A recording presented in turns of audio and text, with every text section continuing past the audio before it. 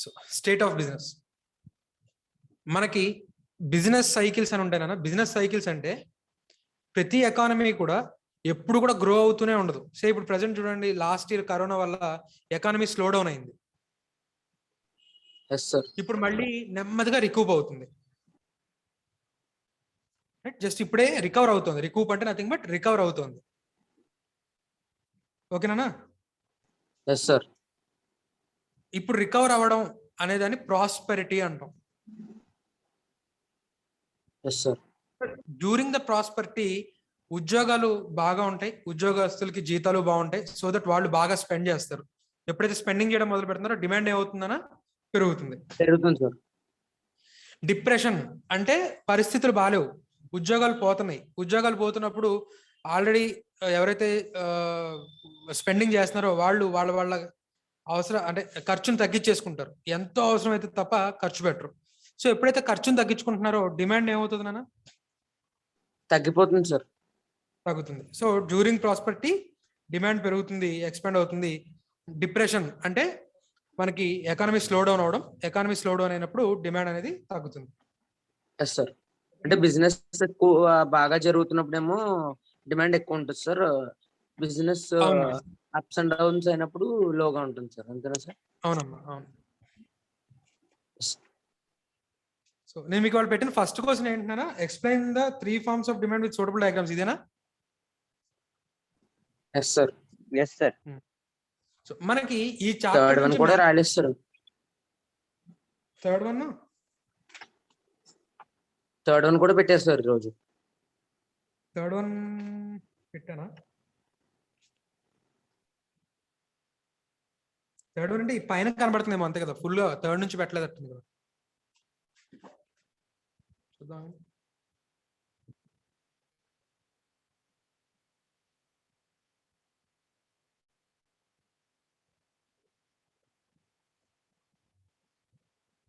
అవును sir. Third question cut అయింది నాన్న. ఆ పైది మీరు వదిలేసే క్వశ్చన్, ఫోర్త్ క్వశ్చన్ అది వద్దా సార్? ఓకే. ఇక్కడ మనకి ఈ చాప్టర్ నుంచి నాన్న 5 marks క్వశ్చన్స్ ఎప్పుడు అడుగుతున్నాడు, 10 marks క్వశ్చన్స్ ఎక్కువ అడగట్లా. రైట్? సో ఇందులో ప్రైస్ డిమాండ్, ఈ 4th చాప్టర్ లో ఈ 4th క్వశ్చన్ లో ఏదైతే ప్రైస్ డిమాండ్ ఉందో ఇది మనం ఆల్రెడీ రాసామా రాయలేదా? సార్ రాసాం సార్. ఫస్ట్ క్వశ్చన్ కింద రాసాం. ఏంటన్నా క్వశ్చన్ ఏమంటాం దాన్ని? Explain the law of demand and examine exceptions to it. Law of exceptions demand. Right? So law of demand, exceptions రాసాం కదా. సో ఎక్సెప్షన్స్ లేకుండా అంటే ఓన్లీ ఒకవేళ 5 marks కి ప్రైస్ డిమాండ్ అని అడిగాడు అనుకోండి, ఫస్ట్ క్వశ్చన్ లో ఎక్సెప్షన్స్ లేకుండా రాస్తే ప్రైస్ డిమాండ్ అయిపోతుంది. ఒకవేళ 5 marks కి ఎక్సెప్షన్స్ ఆఫ్ డిమాండ్ కూడా మనకి ఇంపార్టెంట్ క్వశ్చనే. సో మీరు మళ్ళీ ఎక్సెప్షన్స్ ఒక్కటి రాస్తే సరిపోతుంది.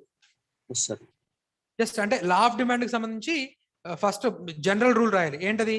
Prices and demand, quantity demand are inversely related అని చెప్పి ఒక జనరల్ రూల్ రాసి అప్పుడు ఎక్సెప్షన్ సంబంధించి అవి రాస్తే సరిపోతుంది. Okay sir. ఎక్సెప్షన్స్ అడిగినప్పుడు లా ఆఫ్ డిమాండ్ డెఫినిషన్ కూడా రాయాలి sir. Law of demand definition అదే చెప్తున్నా. లా ఆఫ్ డిమాండ్ డెఫినేషన్ రాసి అప్పుడు exceptions. Yes sir. Right? So అదే price and demand are inversely related అని చెప్పాను కదా, అది ఆ డెఫినేషన్ ఒకసారి రాసేసుకొని అప్పుడు ఎక్సెప్షన్స్ రాస్తే సరిపోతుంది. రైట్? తర్వాత ఇన్కమ్ డిమాండ్ 5 marks అడుగుతున్నాడు, క్రాస్ డిమాండ్ 5 marks అడుగుతున్నాడు. ఓకేనా? Okay sir. Okay sir. So ఇప్పుడు మీరు 4th క్వశ్చన్ రాసుకొని దాంట్లో ఫస్ట్ సైడ్ హెడ్డింగ్ కి రిఫరెన్స్ మీ ఫస్ట్ క్వశ్చన్ ఇచ్చేసుకోండి. ఓకే? అంటే first point demand refer to first question. అంతేనా? అంతే. Law of demand refers to law of demand అంతే. Okay? yes sir. yes sir. Next income demand ఇక్కడ ఉన్నది రాయండి, క్రాస్ డిమాండ్ ఇక్కడ ఉన్నది రాయండి. వాడు విడిగా ఇన్కమ్ డిమాండ్ అడిగితే ఓన్లీ ఇన్కమ్ డిమాండ్ రాస్తారు, క్రాస్ డిమాండ్ అడిగితే ఓన్లీ క్రాస్ డిమాండ్, దాని డయాగ్రామ్స్ వేస్తారు 5 marks. ఓకేనా? yes sir. Okay. Next question.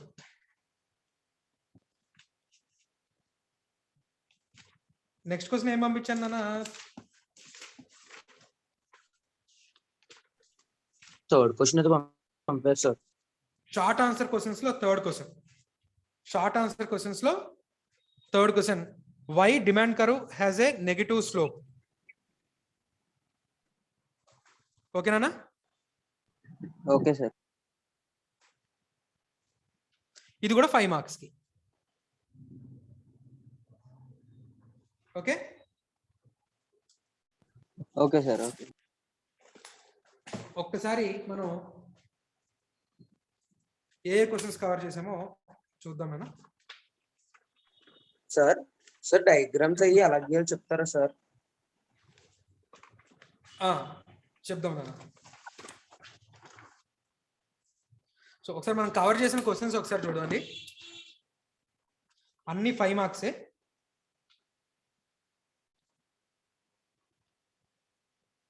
Law of demand, exceptions of demand,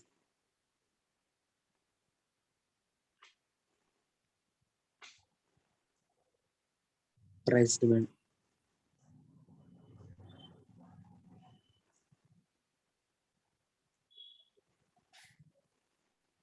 reasons for downward slope of demand, అలాగే ఇన్కమ్ డిమాండ్,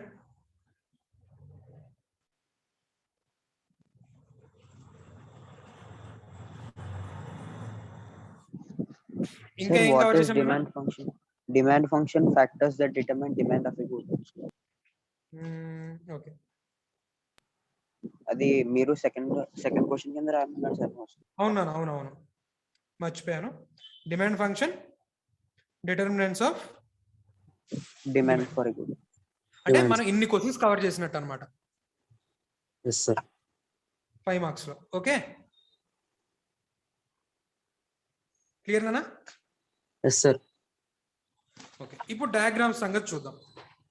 ఎక్కడెక్కడ వచ్చాయి diagrams?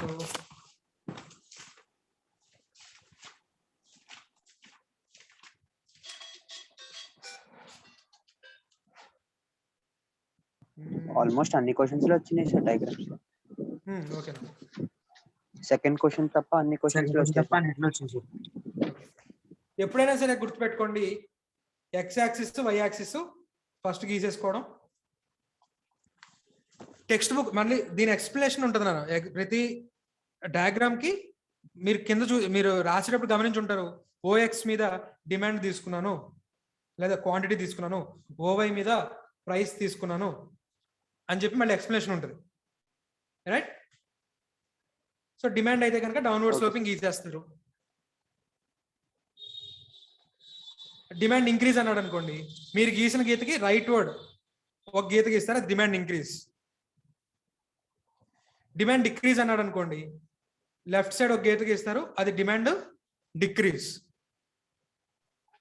Yes sir. Okay. So ఈ particular point మీద expansion or contraction of demand అన్నాడు అనుకోండి, ఇది P1 Q1. ఒకవేళ price తగ్గింది అనుకోండి, ఇది P2 ఇది Q2. ఒకవేళ ప్రైస్ పెరిగింది అనుకోండి P1 తో పోల్చుకుంటే, P3 Q3. ఓకేనా? Exceptions to law of demand వచ్చేసరికి నీకు డయాగ్రామ్ ఏమవుతుంది? Positive slope. Demand curve P1 Q1 P2 Q2. Price పెరిగితే క్వాంటిటీ ఏమైంది? ఇంక్రీజ్ అయింది.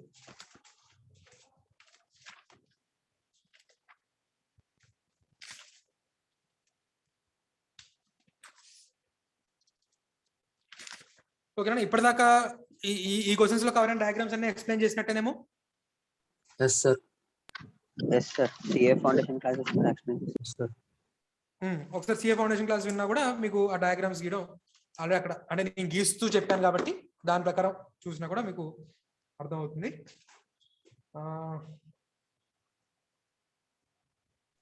Sir doubts? Demand and examine first question ఉంది కదా సార్, అందులో మనం డిమాండ్ డెఫినేషన్ రాసిన తర్వాత డిమాండ్ షెడ్యూల్ అదంతా ఎగ్జాంపుల్ ఇచ్చారు కదా సార్, అదంతా రాయాలా సార్? రాయాలి. Okay sir. అదంతా కూడా రాయాలి. సార్ డిమాండ్ షెడ్యూల్ అన్న మార్కెట్ షెడ్యూల్ అన్న ఒకటేనా సార్? ఇండివిజువల్ డిమాండ్ షెడ్యూల్ అంటే ఈచ్ పర్సన్ కి సంబంధించి మనం క్వశ్చన్ వేసాం కదా అది. మార్కెట్ డిమాండ్ షెడ్యూల్ అంటే మార్కెట్ డిమాండ్ షెడ్యూల్ అంటే అందరికి ఏ బి సి డి ఈ 5గురిని అడిగావు. అరే బాబు నువ్వు 50 రూపాయల దగ్గర ఎన్ని కొంటావు అంటే ఏ ఒక 10 కొంటా అన్నాడు, బి 15 కొంటా అన్నాడు, సి ఒక 5 కొంటా అన్నాడు, అరే డి ఒక 10 కొంటా అన్నాడు, వీడు ఒక 10 కొంటా అన్నాడు. ఒకవేళ ప్రైస్ 40 అయితే వీడు 15 అన్నాడు, రైట్, వీడు ఒక 20 అన్నాడు, వీడు 10 అన్నాడు, 15. సో ఇలాగా ఒక్కో ప్రైస్ దగ్గర మనం అడుగుతున్నాం ఎన్ని కొంటామని. ఇది ఏకి సంబంధించిన ఇండివిజువల్ డిమాండ్ షెడ్యూల్. దీన్ని మనం ఇండివిజువల్ దీన్నే మనం డయాగ్రామటికల్ రిప్రజెంట్ చేస్తే ఇండివిజువల్ డిమాండ్ కర్వ్. ఒకవేళ వీళ్ళందరిది 50 రూపాయల దగ్గర మొత్తంగా ఎంతమంది కొంటా అన్నారు అని నేను సమేషన్ చేశాను అనుకో, రైట్, ఇది మార్కెట్. సే 20, 30, 40, 50 రూపీస్ దగ్గర 50 యూనిట్స్ సేల్ అవుతాయి. ఇది మార్కెట్ డిమాండ్ షెడ్యూల్, రైట్. దీన్నే నేను డయాగ్రామటికల్ గా చెప్తే మార్కెట్ డిమాండ్ కర్వ్. క్లియర్ నానా? సార్ మీరు చెప్పిన ఎగ్జాంపుల్ తో సారి డయాగ్రామ్ ఏంటి సార్? ఏకి సంబంధించిన ఇండివిజువల్ డిమాండ్ షెడ్యూల్ చూద్దాం నాన్న.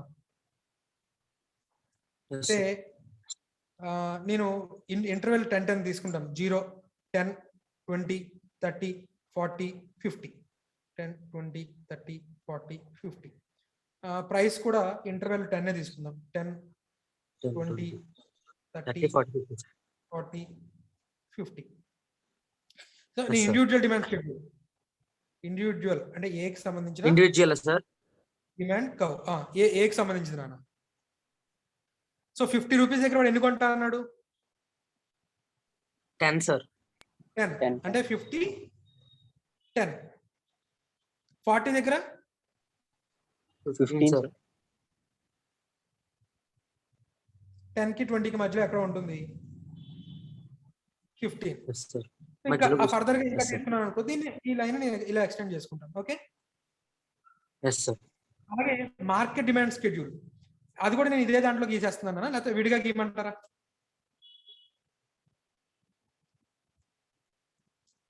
దీని టోటల్ ఎంత వచ్చింది నాన్న? 30, 60, 15, 75. మార్కెట్ డిమాండ్ షెడ్యూల్ ఇది. మార్కెట్ డిమాండ్ కర్వ్ ఎలా వస్తుంది? 50 రూపీస్ దగ్గర ఎన్ని కొంటారని చెప్పారు నాన్న? 50 సార్. 40 రూపీస్ దగ్గర ఎంత అన్నాడు? 75 సార్. అంటే 60, 70, 80. అది కూడా డిమాండ్ లైన్ లాగా వస్తుంది కాదు కదా సార్?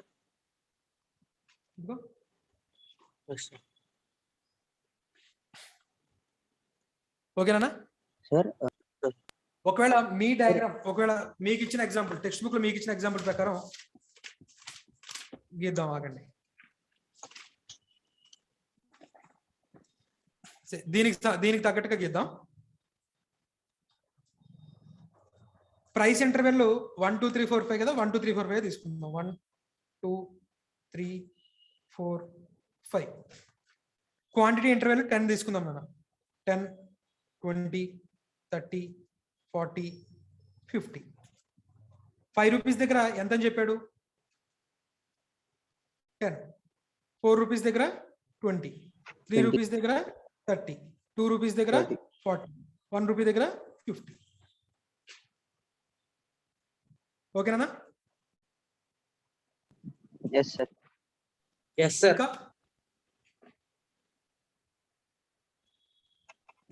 సార్ ఇదే పాజిటివ్ స్లోపింగ్ రావాలంటే 5 రూపీస్ దగ్గర 50, 4 రూపీస్ దగ్గర 40 అలా తీసుకుంటూ వస్తుంది సార్. ఎక్సెప్షన్ కదా, అంతే. దానికి ఒక ఎగ్జాంపుల్ చెప్పండి సార్. ఏదో ఎక్సెప్షన్ అంటే ఏంటి? ఇక్కడ నీకు లా ఆఫ్ డిమాండ్ లో ఏంటి? ప్రైస్ తగ్గే కొద్దీ ఎక్కువ కొంటా ఉన్నారు. అదే ఎక్సెప్షన్ అనుకో.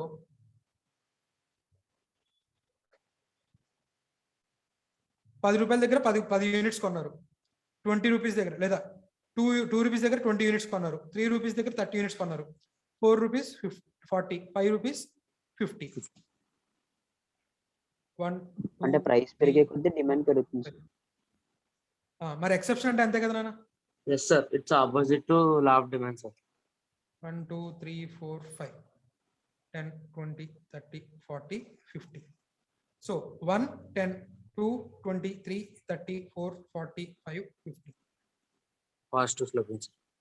Positive slope. Yes sir. ఓకేనా? Yes sir. ఇవాటికి ఆ క్వశ్చన్స్ రాయండి. రెండు నాకు ఈ రోజే తెలిసి సార్?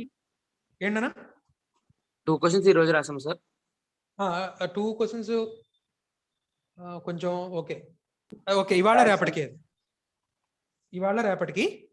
Yes, sir. రేపు క్లాస్ కూడా మీకు ఎకనామిక్స్ క్లాస్ సిఏ ఫౌండేషన్ తో కలపను. మీకు అది కొంచెం మరీ ఎక్కువ డెప్త్ అయిపోద్ది, భయపడిపోతారు. సో రేపు క్లాస్ కూడా మీకు ఎకనామిక్స్ ఉండదు. రేపటికి నోట్స్ రాసుకోండి, చదవండి.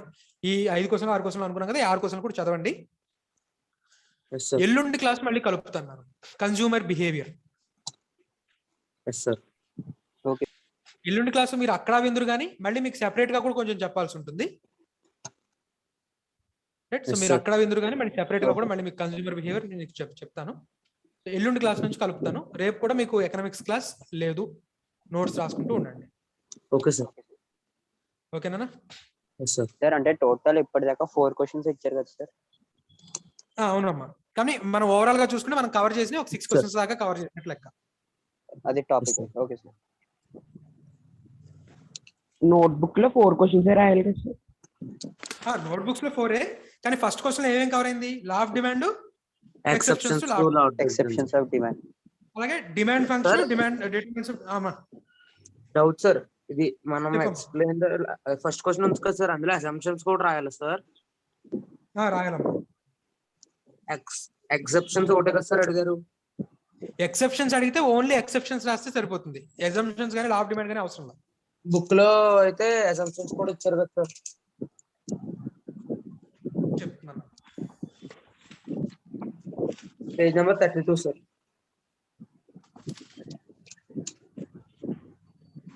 ఒకవేళ లా ఆఫ్ డిమాండ్ అడిగాడు అనుకో, ఇక్కడ నుంచి ఎగ్జామ్షన్స్ వరకు. Okay sir.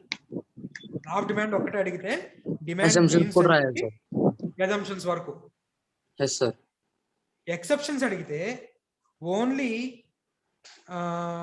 Law of demand definition definition అంటే ఎస్ సార్. ఎక్సెప్షన్స్ రాస్తే సరిపోతుంది. Yes sir. అంటే ఇప్పుడు నోట్బుక్ లో ఎలా రాయాలి సార్? ఇప్పుడు మొత్తం రాసేయాలా సార్? మీరు డైరెక్ట్ గా క్వశ్చన్ రాసుకొని మనం చదువుకునేటప్పుడు ఓన్లీ ఆ క్వశ్చన్ అడిగి, లేదా మీకు కన్ఫ్యూజ్ అవుతున్నారు అనుకోండి, లా ఆఫ్ డిమాండ్ విడిగా, లా ఆఫ్ అదే ఎక్సెప్షన్స్ విడిగా రాసుకోండి. అంటే నేను మీకు డబుల్ పని అవుతుంది అని చెప్పి నేను ఒక్కో క్వశ్చన్ నుంచి మీకు చెప్తున్నాను అనమాట. ఈ క్వశ్చన్లే మనం 2 క్వశ్చన్లుగా అడగచ్చు, ఏది అడిగినప్పుడు ఏ విధంగా రాయాలి అనేది చెప్తున్నాను. ఎస్ సార్, అర్థమైంది సార్. అదర్వైజ్ మళ్ళీ మీ చేత మళ్ళీ రాయించేవాడిని. నోట్స్ లో మాత్రం మొత్తం రాయాలి కదా సార్ ఇదంతా? నోట్స్ లో మాత్రం మొత్తం రాసేయండి. చదువుకునేటప్పుడు విడివిడిగా చదువుకోవాలి సార్. చదువుకునేటప్పుడు లేదా ఎగ్జామ్ లో ఏది అడిగితే అదే రాదురు కానీ. ఎస్ సార్, అర్థమైంది sir. Okay. Law of demand అడిగితే అసంప్షన్స్ కూడా ఖచ్చితంగా రాయాలి సార్. అవును, ఓన్లీ లా ఆఫ్ డిమాండ్ అడిగితే. ఎస్ సార్, అర్థమైంది. ఓన్లీ లా ఆఫ్ డిమాండ్ అడిగితే ఎగ్జామ్షన్స్ దాకా రాయాలి. రెండు కలిపి అడిగితే సార్ ఎగ్జెప్షన్స్ అండ్ అప్పుడు కూడా అసంప్షన్స్ రాయాలి సార్. ఒకవేళ 10 మార్క్స్ అడిగాడు అనుకో, అప్పుడు కూడా ఎగ్జామ్షన్స్ సహా రాయాలి. ఎస్ సార్, అర్థమైంది సార్. సార్ సార్ ఇందులో ఒకసారి ఇప్పుడు ఈ ఫస్ట్ క్వశ్చన్ లో డిమాండ్ షెడ్యూల్ అవి కూడా ఇచ్చారు కదా సార్? అవి కూడా గీయాలి నాన్న. సార్ అంటే ఒకసారి ఇప్పుడు assumptions ఫస్ట్ explain క్వశ్చన్ చేయండి. ఏనా ఒకసారి అసంప్షన్స్ ఎక్స్ప్లెయిన్ చేయండి సార్. సార్. ఇప్పుడు ఫస్ట్ ఎక్స్ప్లెయిన్ చేస్తాను, నువ్వు చెప్పు. ఫస్ట్ క్వశ్చన్ ఇచ్చారు కదా సార్, ఆ క్వశ్చన్ డిమాండ్ ఫస్ట్ పేజ్ లో ఉన్నది అది రాసి మొత్తం ఇవన్నీ రాయాలి కదా sir? Law of demand, demand schedule, graph ఇక్కడ దాకా రాసేయాలి, ఇల్యూజన్ దాకా రాసేయాలి, మొత్తం మొత్తం రాసేయాలి. రాయాలి కదా సార్ ఇదంతా? ఎగ్జామ్ లో మొత్తం అదేనన్న, ఎగ్జామ్ లో ఏ క్వశ్చన్ అడిగాడు అనే దాన్ని బట్టి. మీరు Exam లో పీడిఎఫ్ లో only- ఎలా పెడితే అవన్నీ రాయాలి కదా సార్? ఏదన్నా? మీరు పీడిఎఫ్ పెట్టారు కదా సార్, అవునమ్మా. అందులో ఎలా ఇస్తే అలా రాసేది కదా సార్? అవునా, ఇది పీడిఎఫ్ ఇది ఒకటే. Yes sir. ఓకే ఇప్పుడు ఇది 10 మార్క్స్ క్వశ్చన్ అన్న, explain the law of demand and examine exceptions to it అని. Yes sir. నిన్ను ఓన్లీ లా ఆఫ్ డిమాండ్ అడిగాడు అనుకో, ఎగ్జెప్షన్స్ వరకు రాస్తావు. ఓకే సార్ ఎక్కడ 10 మార్క్స్ నుంచి? క్వశ్చన్ కుదించి అదే సార్ అమ్మా 10 మార్క్స్ క్వశ్చన్ 5 మార్క్స్ అడిగితే సార్ 10 మార్క్స్ క్వశ్చన్ 5 మార్క్స్ అడగండి అన్న. లా ఆఫ్ డిమాండ్ ఎక్సెప్షన్ రెండు 5 మార్క్స్ కి అడిగితే only law of demand definition రాస్తారు, ఎక్సెప్షన్స్ రాస్తారు. Okay sir. Exceptions to law of demand అడిగితే ఓన్లీ ఇక్కడ నుంచి ఇక్కడ వరకు రాస్తారు నాన్న. అర్థమైంది sir. Yes sir. Only law of demand అడిగితే ఇక్కడ నుంచి ఎజంప్షన్స్ వరకు రాస్తారు రైట్. కలిపి అడిగితే మొత్తం రాయాలి సార్. అవును, 10 మార్క్స్ అడిగితే మొత్తం రాయాలి. మనకి డిమాండ్ ఫంక్షన్ మనం అక్కడ ఫౌండేషన్ ఏం చెప్పుకున్నాం చెప్పండి. D is equal to F of D is equals to f of p r y t g y A O. e. Yes sir. మనకి ఓన్లీ ఇక్కడ మాత్రం ఎక్కడ వరకు ఇచ్చాడు, టేస్ట్ వరకే ఇచ్చాడని చెప్పానా. yes sir అవును సార్. ఓన్లీ టేస్ట్ వరకే ఇచ్చాడు.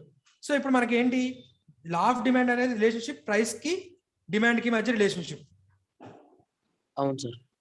ప్రైస్ కి డిమాండ్ కి రిలేషన్షిప్ చదువుతున్నప్పుడు మిగిలినవన్నీ ఏంటి, కాన్స్టెంట్. కాన్స్టెంట్. దీనికే మనం లాటిన్ వర్డ్ ఏమని చెప్పుకున్నాం, సిట్రస్ పారిబస్. సిట్రస్ పారిబస్ అంటే బీయింగ్ రిమైనింగ్ థింగ్స్ కాన్స్టెంట్.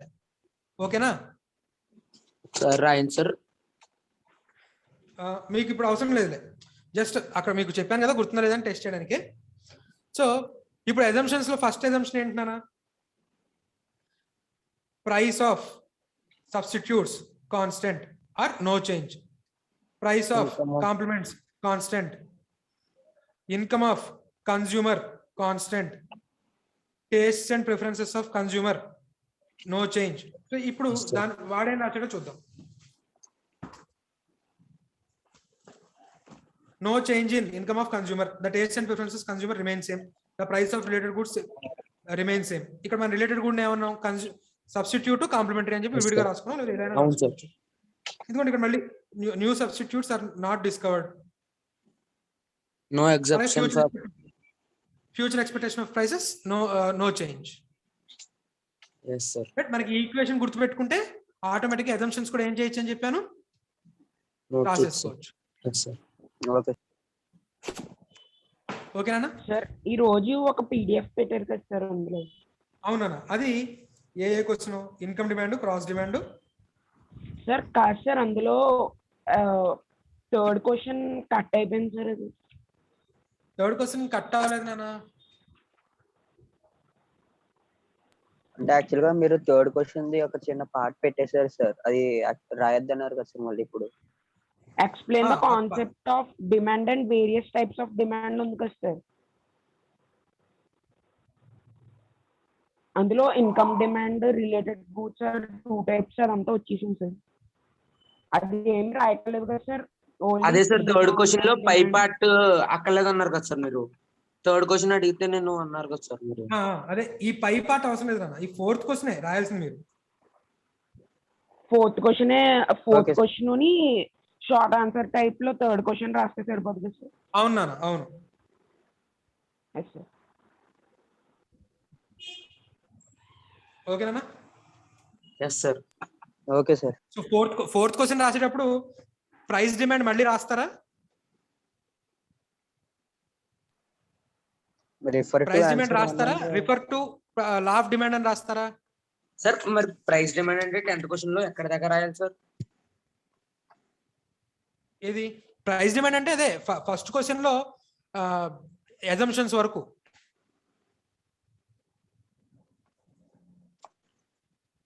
అర్థమైందా సార్? ప్రైస్ డిమాండ్ అన్న లా ఆఫ్ డిమాండ్ అన్న ఒకటేనా? అదే ఇక్కడ మీకు ఎక్కడ చెప్పాను నేను అది.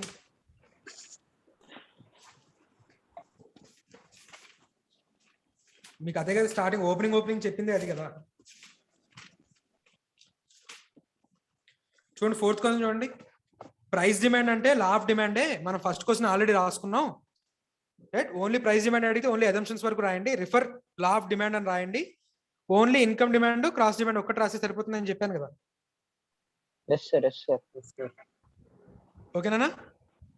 Yes sir. ఇప్పుడు రాయక్కర్లేదు Okay, sir. అంటారా సార్? ప్రైస్ డిమాండ్ అక్కర్లేదు కదా సార్? ప్రైస్ డిమాండ్ దగ్గర రిఫర్ లా ఆఫ్ డిమాండ్ అంతే. Yes sir. Yes sir. లేదు రాస్తానంటే అసలు నాకు ఇబ్బందే లేదు, మీరు రాసినా నాకు సంతోషమే. రాసేస్తాం సార్, మళ్ళీ కన్ఫ్యూజన్. రాసుకుంటే రాసుకో, లేదా అవసరం లేదనుకున్నా రిఫర్ అని రాసుకోండి. ఓకేనా? Okay sir. Okay sir. Meeting end చేయొచ్చా? Yes sir. Yes sir.